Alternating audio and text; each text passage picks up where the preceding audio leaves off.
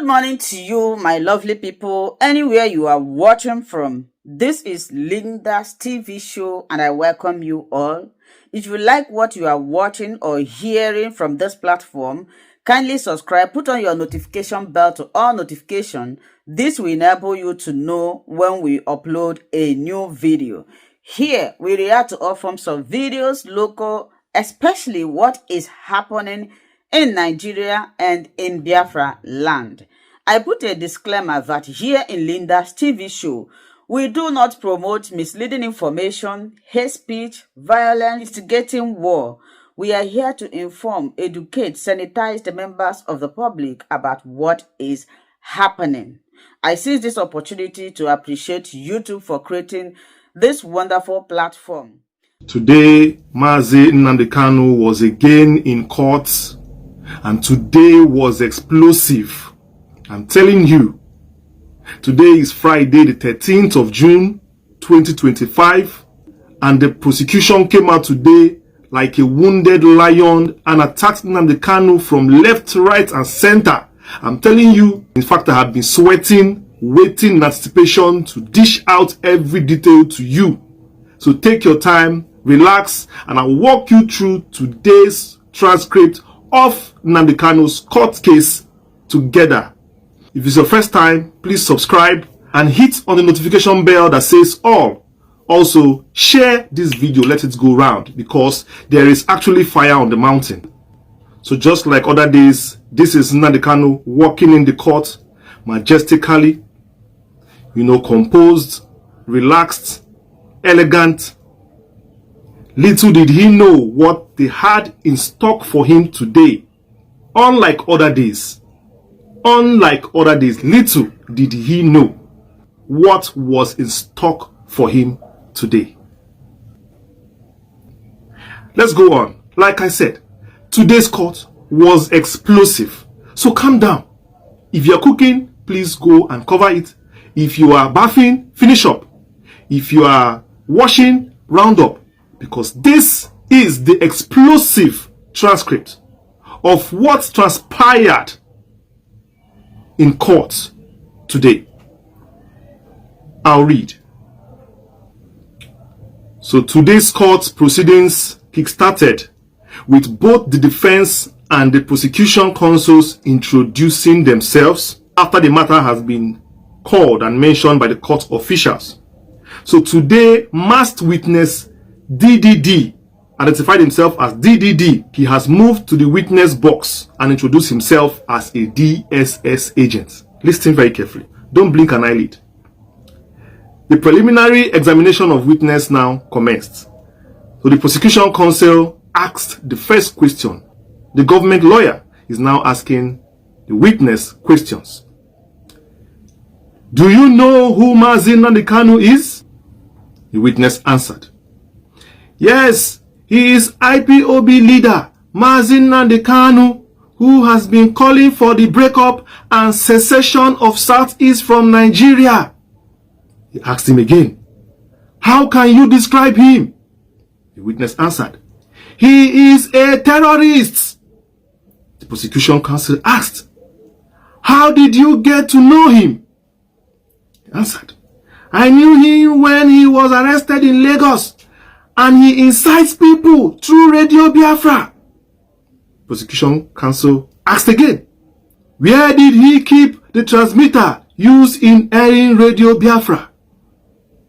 The witness answered, Nnamdi Kanu kept it in one Benjamin Madubugu's house in Ubuli Suzo.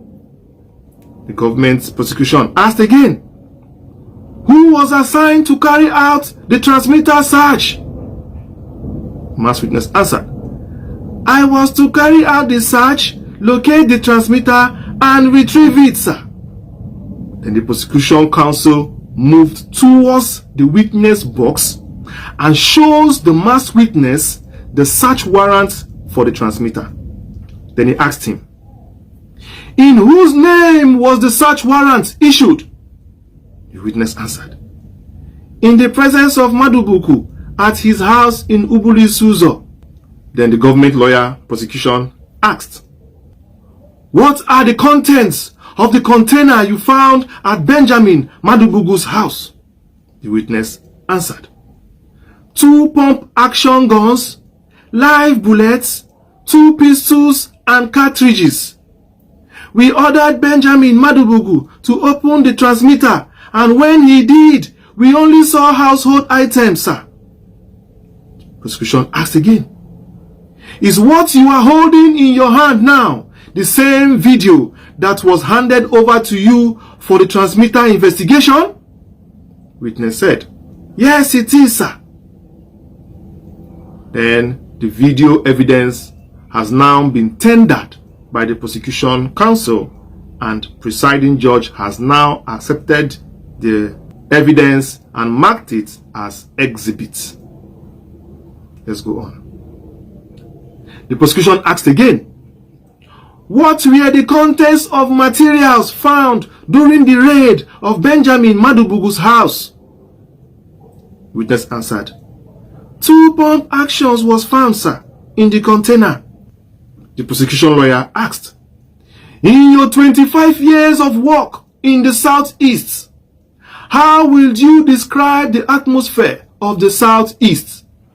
The masked witness answered, life has been made difficult, sir, due to IPOB activities.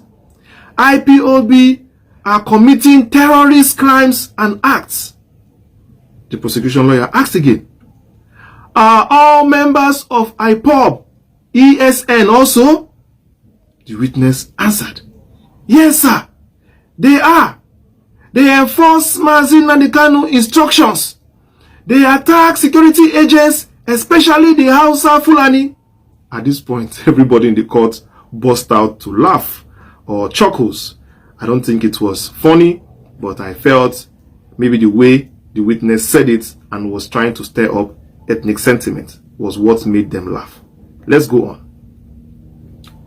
The prosecution asked again, how do you identify ESN? Then the witness answered, they move in large groups, sir. ESN engages in more of guerrilla warfare. Nnamdi Kanu gives them instruction through Radio Biafra, especially on Biafra Day, May 30th, for them to attack especially government agencies. Our facility always listen to Nnamdi Kanu's Biafra broadcast. Then the prosecution applies to play the broadcast of May 29th, a day before Biafra Day of that year. So the prosecution asked him, how do you identify ESN? The witness said, they move in large groups, sir. So they proceeded to play the broadcast of Nnamdi Kanu on May 29th. So after that, they have ended it. And in that broadcast was a place Nnamdi Kanu mentioned where he boldly said that no business person, no mosque, and no church should be touched, should be burnt. So take note of that. It was in that broadcast that was played. So let's go on. So the witness now narrated how Ahmed Gulak was unalived on a Monday, but actually 30th of May or Biafra Day on 2021, which is the year in question, was actually on a Sunday and not a Monday as the witness said. That's just for that. So the prosecution lawyer took center stage and asked the witness now. The government lawyer is asking, is sit at home still ongoing? The witness answered, yes, my lord. He asked again, who is the consul? The witness answered, he is one of the feared ESN members. On April 5th, sir, he consul led an attack on the Imo prison. So now they inserted the second broadcast and it is being played right now. In this broadcast is where Nnamdi Kanu was crying on the demise of Ikonso, and he was praying for Ikonso there, questioning why he was killed at home. So Nnamdi Kanu's voice in that broadcast was being heard for the whole court to listen. So listen to it, exactly what Mazi Nnamdi Kanu said in that broadcast. Ikonso was not killed on the battlefield or shot at, but in his house while he was resting. Enugu State governor chased by Fulani, and it was never reported. We will mourn Ikonso as the Oba is mourned. Hope Uzodinma approached Ikonso to manage Ebubago, and because he refused, he was killed in his home. So that broadcast ended there. So another broadcast now is being played. So in that broadcast, according to a statement from Uzoma, aka Onyami, a witness interrogated by the DSS, testified against IPOB leader Nnamdi Kanu, where he claimed that Mazi Nnamdi Kanu directed him to kill 2,000 people, but he only succeeded in 20. So the prosecution has now ended the reading of the witness. He has ended asking questions to the witness, and the court has gone to a few minutes break. Maybe the judge needed to drink a cup of water or to take a brief lunch because they had taken, the court session had dragged a little bit, which is normal. So the court reconvened, and Justice Omotosho adjourned the case to Monday the 16th and also the 18th and the 19th respectively of June. I told you, the prosecution came prepared today. They came with bombs, just like the very first court day. You can see. And in all this, I didn't even hear one objection today. I've always said it. Do not allow your opponent's momentum to keep firing. You don't even have any way you block to check the person. Because the more someone keeps firing, the more the person grows in confidence. Today was a victory for the federal government lawyers. It's so obvious. The federal government lawyers scored a huge victory today. Look at the barrage of evidence they brought. Look at the barrage. Look at the preparation they did throughout the weeks. And I'm going to blame Nnamdi Kanu's lawyers for this, because they had 3 weeks to prepare. I know that the prosecution had the center stage, but you don't allow them take the center stage by doing nothing. When they're trying to make points that may harm your clients, that is where you should step in. Don't allow it to happen. Find a way. You saw what the prosecution did on the last court case. You saw how their lead counsel was always saying objection. The prosecution lawyer is always objecting, except he knows he doesn't have sufficient evidence on what he wants to say, or does not have a backup for his objection. That's when you won't see him talk. But sometimes Nnamdi Kanu's lawyers, they can go to sleep. After doing a good job, you came today and allowed the court to, you allowed the defense to have his way. Just like that. Who does that? You are playing a match with somebody that's scoring you 1 goal, 2 goal, 3 goal. You just allow the person keep scoring till 10. If you cannot do anything, at least reduce the deficit. This whole 3 weeks break, I don't know what to use it for. Because this was an attack. A counter attack. From the air, from the land, from the sea. Choked on Kanu's neck. I'm sure he would have been sweating in that courtroom. Because you allowed him, exposed him like that. What about the videos they were playing? You couldn't even counter anyone. You couldn't even subject it to, subject it to investigation before you allowed it to be played, to know if it was doctored or if it was caught and joined. When they talked about the transmitter issue and the going to Benjamin's house, I didn't see any objection. I didn't see any refuser or rebuttal. I saw silence. You just stood there and said, bring it. Yeah, it's okay. We like it. You went to, we like it. They brought gun, they brought bomb, they brought grenade, as they said. You didn't even object to say there was nothing like that. Or never a time your client engaged in such. You kept quiet. Maybe waiting for cross-examination. Maybe. But you forget that you can also object before cross-examination. Well, that is where we are. Just about heading for victory, all of a sudden, it looks as if another roadblock is in our front. It's clear that it is getting more difficult as the days go. Because this ambush really hurts me. It really hurts me. Any day Nnamdi Kanu comes out of the dungeon to the court, he hopes that that day might be his last day in the dungeon. And what happens in the court gives him hope or makes him hopeless, depending on how the lawyers made it for him. You are the ones that give glimmer of hope. You are the ones holding all the aces, the arguments. And the judge is listening to everybody's opinion.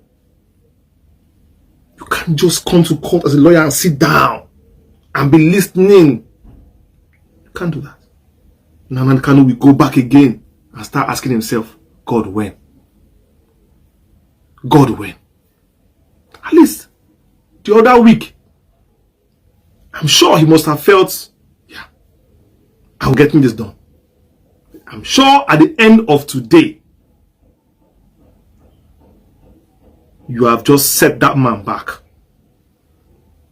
And it's paining me because I know definitely that the prosecution, needed to do something at this point. Because so far, they have been whitewashed by Nnamdi Kanu's lawyers. I think it's time we begin to realize that this case is dragging too much. It's dragging too much. And like I said, I've always called for a political solution because the prosecution, of course, wants this case to keep dragging. And as long as it drags, people will be happy. Some people that want to keep him as long as possible. And they keep bringing these evidences, these videos and pictures, slowing down the court processes.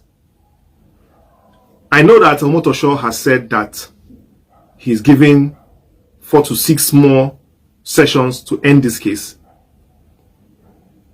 And I just pray he keeps to exactly the words he said. Because he said he's giving everybody, the defense, the prosecution, 6 court days to bring in all witnesses, to bring in all evidences. Let's end this case. Let's end it. Let's pray he keeps to it. And this dragging from the prosecution does not make this case draw. Perhaps that's the reason why the defense kept quiet and allowed them to have their way. Who knows? But remember, 6 more days. You cannot allow them have their way for these 6 days. If they have their way for these 6 days and score victory in these 6 days, how are you going to win this case? How are you going to win this case? Because today, it's a victory for them. Because they won to this case. They really did enough. They really fought hard today.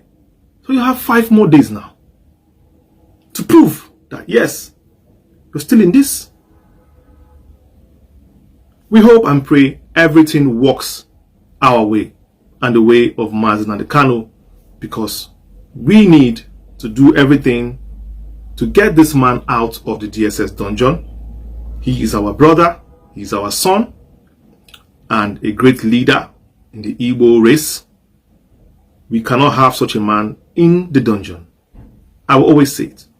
If Nnamdi Kanu was from another tribe, maybe a Fulani man or a Yoruba man, by now he would have been walking free. Perhaps is a governor, or maybe made a senator or minister, or given a big contract to do a lot of things. And perhaps, but definitely you know what the plight of the Igbo is in Nigeria, and struggle to fit in, stigmatization, and the general disenfranchisement on things in the country.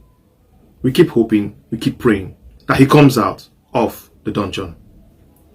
Thank you very much from wherever you're watching me from, around the world, Europe, America, Asia, around Africa, Antarctica, to the length and the breadth of the oceans and the high seas, and of course the icebergs in the Arctic region.